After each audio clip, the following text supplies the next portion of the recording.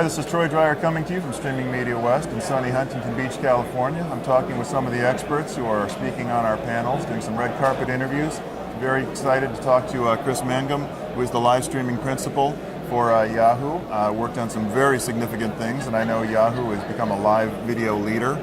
I'm always excited to tune in and see what you guys are doing. Why don't you talk us through some of the things that Yahoo does in live and maybe exciting things that you've worked on? Appreciate the intro, Troy. So some of the things that we really have a breadth across of all our media properties, from news to sports to obviously concerts, music. Katie Couric in news has become a much bigger player since she's become a Yahoo employee. We recently did the elections, 2014 elections. Earlier this month, we started on the music side with our, we call it Yahoo 365 because there's a concert every night of every day for the rest of the year. That started back in July. We're currently running Fantasy Football Live. I believe it's our 8th season to run a fantasy football show on Sunday mornings.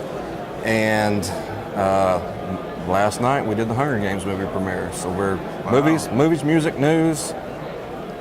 I'm drawing a blank on the rest. So Hunger Games premiere, that must have viewership through the roof. It was a pretty cool event. I landed here yesterday and I drove to LA and sat in the production truck with Live Media Group, who we partner with to do a lot of our shows that are on site, which require a satellite truck and multi-camera setup. It was neat. It was a very cool event to actually be there in person versus behind an encoder back in Texas.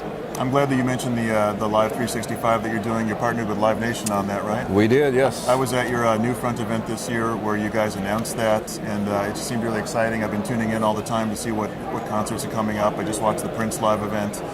It's really a great series. We appreciate that. It was exciting. It's a major workload for sure to pull off a concert every night. But some of my favorite ones, we kicked it off big with Dave Matthews. He actually did most concerts run for about 90 minutes. He did a 3-hour show, one electric set and one acoustic set. Shortly after that, we did Kiss. Then after that, we did Aerosmith. Those were just some of my favorites. You have gotten some seriously big names in that series. The goal in that, it's hard to line up a big, quote unquote, big artist, every night of the week. It gets stale after a while, but our goal is to get at least 2 a month. And matter of fact, I believe yesterday we announced that we're doing Lady Gaga on the 24th, and Usher is coming up on the 30th. Excellent. I know it's a 1-year program, but I say keep it going. 1 more year.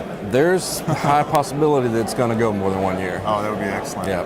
So you're here to talk about live video in your panel. Yes. Why don't you talk to us about some of the challenges of getting a live event to work out? Because it has to work, and it has to work at that moment. Yep, especially when it's sponsored, like our Live 365 show is sponsored. Right. The biggest logistical challenges are really for us are on site.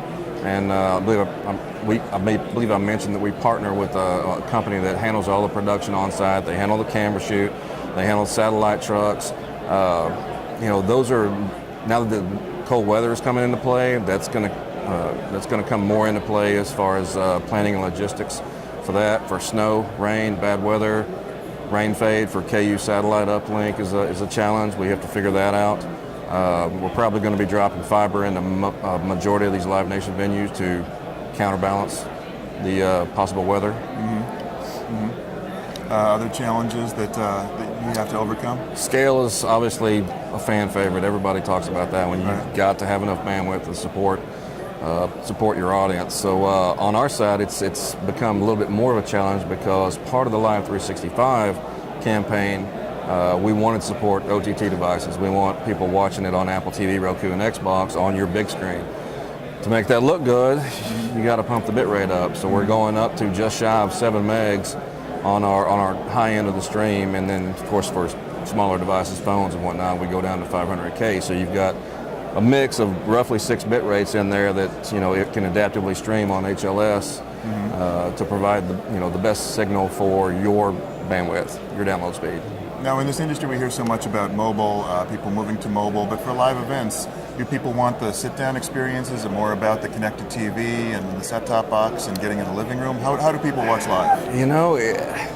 It's a mix. Like in the statistics that I look at, it's roughly 20% is on mobile, just for Yahoo. I can't speak for anybody else, but roughly 20% are on mobile or some OTT device, and then the other 80 are on what I can guess is desktop, so what I assume is a desktop or PC or what have you, laptop, desktop. But that's generally the consumption pattern that we see right now. So for this kind of live destination thing, it's still mostly a bigger screen. People want to really get immersive experience. Yes. Fantastic. Well, thank you so much for joining me, Chris. It's really been a pleasure talking to you. This is Troy Dreier coming to you from Streaming Media West on the red carpet. Thank you, Troy.